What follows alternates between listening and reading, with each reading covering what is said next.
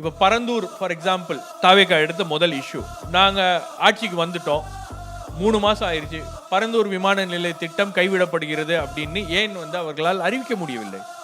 ஏன்னா அங்கே உள்ளேருந்து இண்டஸ்ட்ரியிலேருந்து ஒரு புஷ் இருக்குது, பியூரோக்ரஸிலேருந்து ஒரு புஷ் இருக்குது, பரந்தூரை சுற்றி நிறைய பேர் லேண்ட் வாங்கி வச்சுருக்காங்க, பர்சனல் அஜெண்டா இருக்குது. அப்போ இந்த மாதிரி வேலைகள்லாம் உள்ளேருந்து ஒரு ஒரு ஒரு ஒரு ஒரு ஃபைட் அப்படியே போயிட்டே இருக்கும், நடந்துக்கிட்டே இருக்கும்.